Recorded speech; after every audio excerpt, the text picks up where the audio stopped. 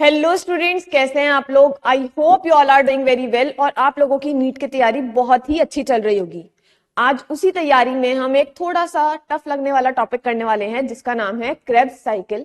But आज हम इस टॉपिक को बहुत ही आसान कर जाएंगे। ओके, चलिए तो सबसे पहले क्रेब्स साइकिल की बात करते हैं। हमने इससे पहले करी है ग्लाइकोलाइसिस। तो ग्लाइकोलाइसिस जो थी एक ऑक्सीजन इंडिपेंडेंट पाथवे थी, उसको ऑक्सीजन की कोई जरूरत नहीं थी एंड वो यूनिवर्सल थी। बट ये जो साइकिल है ये हमारी ऑक्सीजन डिपेंडेंट है, तो ये सिर्फ और सिर्फ एरोबिक रेस्पिरेशन में हमें मिलेगी। दूसरी चीज, ये एक साइकिल है, मतलब जो हम यहां से स्टार्ट करेंगे वही चीज घूम फिर कर हमें वापस से ये बनानी है। बहुत इजी एक हमारे लिए बात हो गई है।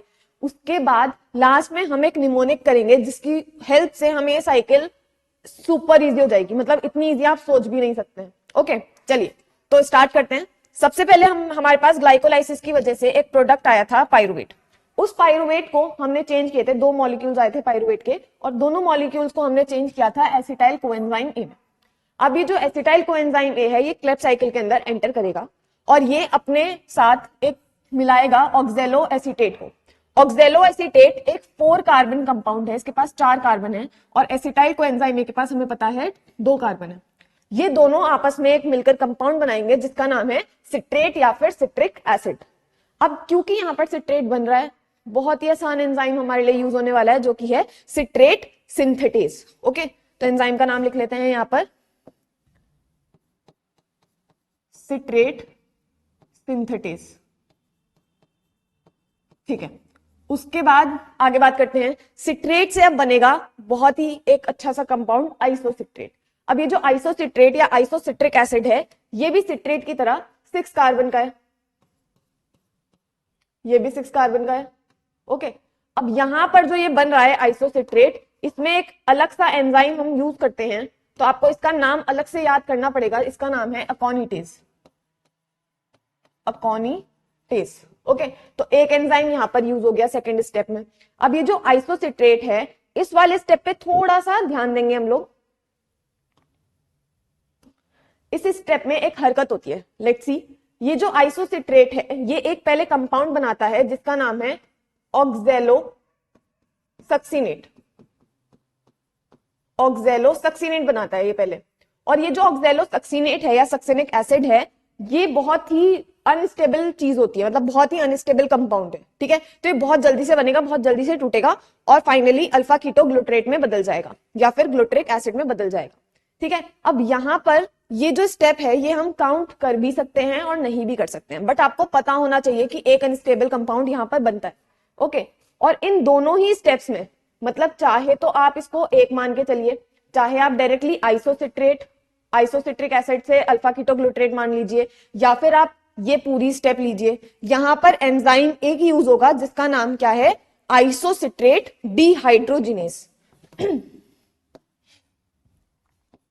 आइसोसिट्रेट, मैं इसको शॉर्ट में लिख रही हूं, आइसोसिट्रेट डिहाइड्रोजिनेस। ओके, अब देखिए इसको याद रखने का तरीका पहले एक बार पूरा कर लेते हैं। अब जब ये चीज हो रही होती है ना, जब आइसोसिट्रेट अल्फा कीटो ग्लूटरेट बन रहा होता है तो इसमें से निकलते हैं हाइड्रोजन। वो हाइड्रोजन को पकड़ने कौन आ जाता है, हमारा NAD। साथ ही साथ यहां से निकलता है कार्बन डाइऑक्साइड। तो हमें दो बातें बहुत अच्छे से याद रखनी है, एक तो ये और एक ये। यहां पर ये दो चीजें हो रही होती हैं। पहला जो NAD से NADH बन रहा होता है वो यहां बन रहा होता है इस स्टेप में, और CO2 इस वाले स्टेप में निकलता है। ओके, दोनों में ही एंजाइम आइसोसिट्रेट डिहाइड्रोजिनेस यूज होता है। एंजाइम को याद रखने का तरीका हमने पहले ही सीख रखा है, जहां पर भी NADH FADH हो रहा हो, बन रहा हो, तुरंत हमें याद आ जाना चाहिए डिहाइड्रोजिनेस, और ऊपर हम लोगों को जो सबस्ट्रेट था उसका नाम लगा देना है आइसोसिट्रेट डिहाइड्रोजिनेस। आगे बात करते हैं। अब हमारे पास एक प्रोडक्ट बन के आया है अल्फा कीटो ग्लूटरेट। इसकी बात करते हैं। सबसे पहले हमारे पास अभी तक 6 कार्बन के प्रोडक्ट्स चल रहे थे, राइट, पर 6 कार्बन में से हमने एक CO2 अभी अभी यहां पर निकाला है, तो ये जो अल्फा कीटो ग्लूटरेट है बेटा ये यहां पर 5 कार्बन का हो जाता है। ओके, ये कितने का प्रोडक्ट है, 5 कार्बन प्रोडक्ट है ये हमारे पास। इसके बाद ये बनाता है succinyl coenzyme A. Succinyl coenzyme A बनते हुए भी एक और CO2 निकलेगा और साथ ही साथ एक और NADH बनेगा।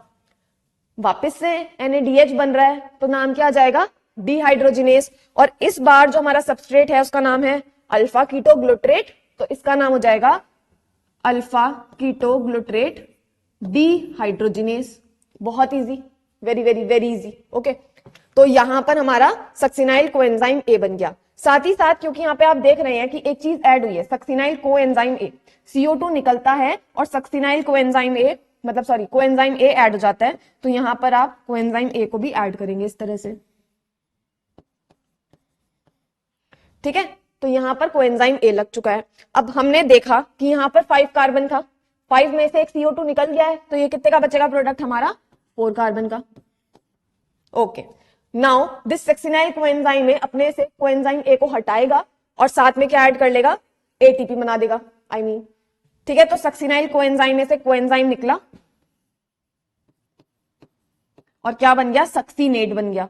अभी भी ये कितने कार्बन का रहेगा, 4 ही कार्बन, क्योंकि CO2 तो अभी हम नहीं निकाला है ना। अच्छा, यहां पर एक चीज आप ध्यान रखेंगे कि यहां पर जो डायरेक्टली बनता है वो बनता है GTP। ओके, यहां क्या बनता है, GTP बनता है। GDP से GTP बनता है, बट यहां पर फिर ये जो GTP होता है ये ATP में उसी टाइम पर चेंज हो जाता है, कन्वर्ट हो जाता है, इस वजह से यहां पर डायरेक्टली ATP लिख दिया गया है। ठीक है, ओके, आगे देखते हैं। तो इसने बनाया सक्सीनेट। अब क्योंकि यहां पर सक्सिनाइल से सक्सीनेट बना है, तो इसका नाम भी बहुत इजी, ऊपर वाले की तरह, सक्सीनेट सिंथेटेज।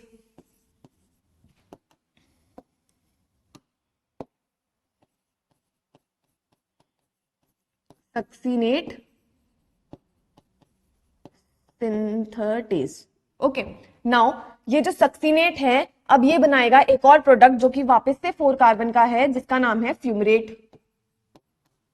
अब ये फ्यूमरेट बना रहा है, तो इसका नाम भी बहुत आसान है, जो एंजाइम यहां पर यूज होगा उसका नाम है फ्यूमरेज। ओके, एंजाइम है तो एंजाइम का नाम हो गया फ्यूमरेज। अब ये जो फ्यूमरेज है, याद रखेंगे कि ये क्या बनाता हुआ चलता है अपने से। ओके ओके वेट, फ्यूमरेज यहां पर नहीं लगेगा, यहां पर हमारा लगेगा सक्सीनेट डिहाइड्रोजिनेस। सॉरी, यहां पर क्या लगेगा हमारा, सक्सीनेट डिहाइड्रोजिनेस, बिकॉज यहां पर तुम्हारा FADH बन रहा है ना, FAD से FADH बन रहा है, तो क्योंकि यहां पर FADH बन रहा है तो वापस से डिहाइड्रोजिनेस यूज होना चाहिए। ओके, तो यहां पर लगेगा हमारा सक्सीनेट डिहाइड्रोजिनेस, और क्या बन रहा है हमारे पास, FADH बनकर आ रहा है एक। उसके बाद जब ये फ्यूमरेट बन जाएगा, अब इस पे जब जो एंजाइम वर्क करेगा उसका नाम हमारा है फ्यूमरेज, और इस फ्यूमरेज की आदत होती है H2O को ऐड करवाना, यहां पर एक H2O ऐड होता है, ये बात याद रखेंगे। उसके बाद हमारे पास आ जाता है वापस से एक और 4 कार्बन का प्रोडक्ट, जिसका नाम है मैलेट। अब ये जो मैलेट है ये एक बहुत अच्छा काम कर जाएगा। ये क्या कर जाएगा, ये अपने से एक और NADH बनाता हुआ वापस से ऑक्सैलो एसीटेट या फिर ऑक्सैलो एसिटिक एसिड में कन्वर्ट हो जाएगा, और यहां पर जो एंजाइम लगेगा उसका नाम होगा, क्योंकि NADH बन रहा है, हमें पता है जहां NADH आता है वहां पर क्या आता है, डिहाइड्रोजिनेस, तो यहां पर भी क्या आएगा, मैलेट डिहाइड्रोजिनेस। ओके, वापस से जल्दी से रिवाइज करते हैं। सबसे पहले एसिटाइल और OAA, इसको हम शॉर्ट में क्या बोलते हैं, OAA, ऑक्सैलो एसीटेट या एसिटिक एसिड। तो OAA और एसिटाइल को एंजाइम ने बनाया सिट्रिक एसिड 6 कार्बन का। सिट्रेट सिंथेटेज यूज हुआ है, सिट्रेट ने बनाया आइसोसिट्रेट, अकोनिटेज यूज हुआ है। आइसोसिट्रेट ने क्या बनाया है हमारा, अल्फा कीटोग्लूट्रेट। यहां पर एक इंटरमीडिएट प्रोडक्ट बना था हमारा, यहां पर एक CO2 निकला है और एक NADH हमें मिला है। उसके बाद अल्फा कीटोग्लूट्रेट ने बनाया succinyl coenzyme A, succinyl coenzyme A का कोएंजाइम ए आया है, CO2 निकला है, और साथ ही साथ एक NAD बना है। यहां पर क्योंकि CO2 निकले हैं तो एक एक कार्बन कम होते चले गए हैं, लास्ट में हमारे पास 4 कार्बन का एक प्रोडक्ट आया है। सक्सिनाइल कोएंजाइम से अब बनाना है हमें सक्सीनेट, और इस प्रोसेस में हमारे पास क्या मिलती है, एक GTP, जिसको हम ATP में कन्वर्ट कर देते हैं। यहां पर यूज होगा सक्सीनेट सिंथेटेज। सक्सीनेट अब बनाएगा फ्यूमरेट, क्या बनाते हुए, FADH बनाते हुए, इसका नाम होगा सक्सीनेट डिहाइड्रोजिनेस। ओके, इसको दोबारा लिख लेते हैं, सक्सीनेट डिहाइड्रोजिनेस, और ये था हमारा 4 कार्बन। ठीक है, तो यहां पर सक्सीनेट डिहाइड्रोजिनेस इसने बनाया, साथ ही साथ FADH2। इससे बना फ्यूमरेट, तो फ्यूमरेट जब टूटेगा, जब आगे प्रोडक्ट बनाएगा आई मीन, तो वो बनाएगा मैलेट और एंजाइम यूज होगा fumarase with the help of water, H2O यहाँ पर ऐड होगा। उसके बाद मैलेट, मैलेट जो है आगे बनाएगा वापस से हमारा, क्योंकि साइकिल चल रही है तो ऑक्सैलो एसीटेट, और क्या बनाएगा साथ ही साथ NADH और एंजाइम, क्योंकि NADH बन रहा है तो एंजाइम यूज होगा मैलेट डिहाइड्रोजिनेज। ये हो गई आपकी पूरी की पूरी साइकिल। अब मेरे हिसाब से तो आपको इन एंजाइम्स में से कोई ऐसी मुश्किल नहीं आनी चाहिए जिसको याद करने में दिक्कत हो, सिवाय इसके, क्योंकि ये एक नया नाम है आपके लिए। बाकी सारे एंजाइम्स आप एकदम कॉमन सेंस लगाकर, थोड़ा सा लॉजिक लगाकर याद कर सकते हैं। क्या कहते हैं, रिमेंबर, आप वापस से अपना याद कर सकते हैं साइकिल बनाते बनाते ही। बट उसके लिए क्या जरूरत है आपको, ये प्रोडक्ट्स नाम याद करने की, मतलब इन प्रोडक्ट्स के नेम याद करने की, राइट। अब इसकी मैं आप लोगों को एक ट्रिक बताऊंगी, पर पहले हम करेंगे इसका नेट प्रोडक्शन। यहां पर हमने क्या क्या बनाया है, क्या क्या खोया है, वो सारी चीजें। चलिए, तो सबसे पहले स्टेप में हमारे पास कुछ नहीं आया है, सेकेंड स्टेप में भी कुछ नहीं आया है, थर्ड स्टेप में हमें एक तो CO2 माइनस हुआ है, तो एक काम करते हैं, यहां पर माइनस का लिखते हैं, माइनस CO2 एक बार हुआ, ठीक है। उसके बाद हमें साथ साथ क्या मिला है, NADH, तो यहां पर हमें मिला है NADH, पहली चीज। उसके बाद आगे वाले में हमने वापस से एक CO2 हटाया है, रिमूव हुआ है, देन हमें साथ में एक और NADH मिला है, देन नेक्स्ट स्टेप में हमें मिला है ATP, तो नेक्स्ट स्टेप का लिख लेते हैं ATP, ओके। उसके बाद नेक्स्ट स्टेप में हमें क्या मिला है, FADH2, एंड नेक्स्ट स्टेप में हमें क्या मिला है, हमें नेक्स्ट स्टेप में मिला है NADH। तो हमारे पास कितने NADH हो गए, 1 2 एंड 3 NADH, एक ATP एंड, ओके। तो हम इसको ऐसे लिख लेते हैं, हम इसको लिखते हैं कुछ इस तरह से, ओके। NADH इंटू 3 माइनस क्या हुआ है, CO2 इंटू 2, एक ATP एंड एक FADH2, ठीक है। ये हमारा सब गेन हुआ है, प्लस हुआ है, ठीक है। अब ये साइकिल हमें क्या पता है कि ये एसिटाइल कोएंजाइम एक कितनी बार आएगा बेटा, 2 बार आएगा, क्योंकि 2 पाइरुवेट मिल रहे थे। तो इन सभी चीजों को हम मल्टीप्लाई बाय 2 करेंगे, पर कब करेंगे, जब हमसे एक ग्लूकोज के लिए पूछा गया होगा। अगर हमसे डायरेक्टली एसिटाइल के लिए पूछा गया है तो यहां पर हम मल्टीप्लाई बाय 2 नहीं करेंगे, क्योंकि एक ही की साइकिल चल रही है। बट अगर क्वेश्चन में आ गया कि ग्लूकोज ने कितना बनाया, एक ग्लूकोज ने क्रेब्स साइकिल में कितने NADH2, कितने FADH2, कितने ATP बनाए हैं, तब हम इस ओवरऑल चीज को क्या कर देंगे, मल्टीप्लाई बाय 2 कर देंगे, ठीक है। आई होप ये चीज आपको समझ में आ गई होगी। अब आपको जिस चीज का इंतजार था, बहुत आसान निमोनिक, उसकी बात करते हैं, ठीक है। तो निमोनिक क्या है, बहुत ध्यान से सुनना, बहुत इजी है। चलिए, तो सबसे पहली चीज क्या है, ऑक्सैलो एसीटेट। पर ये वापस आ रही है तो हम इसको वापस आते हुए लेंगे। हम लोग अपनी साइकिल कहां से स्टार्ट करेंगे, 2 चीजें आपको याद रखनी है, एक ये आपको खुद से याद रखनी पड़ेगी, हम साइकिल स्टार्ट करेंगे सिट्रेट से, ठीक है। तो आपको याद रखना है एक सेंटेंस, सिट्रेट,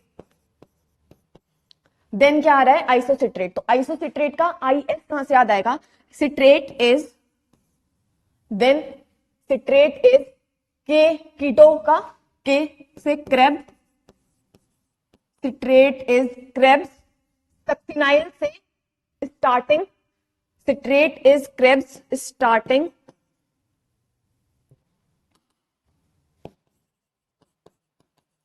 देन सक्सिनेट से सबस्ट्रेट,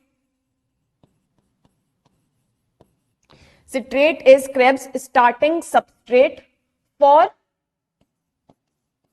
मेकिंग ऑक्सैलो एसीटेट या ऑक्सैलो एसिटिक एसिड, ठीक है। एकदम साइकिल से मिलता जुलता निमोनिक है, एक सेंटेंस याद करने की जरूरत है और आपको पूरा का पूरा याद हो जाएगा, I am very very sure, okay. तो citrate is Krebs starting substrate for making oxaloacetic acid. ये चीज मेरे साथ एक बार दोहराइए, सारे के सारे एक बार मेरे साथ साथ बोलेंगे, citrate is Krebs starting substrate for making oxaloacetate. दोबारा से यहीं की यहीं लर्न कर लो, citrate is Krebs starting substrate for making oxaloacetic acid, ठीक है। वापस से बता रही हूं, सिट्रेट का C, IS is, then K Krebs, starting substrate for making ऑक्जेलो acetate.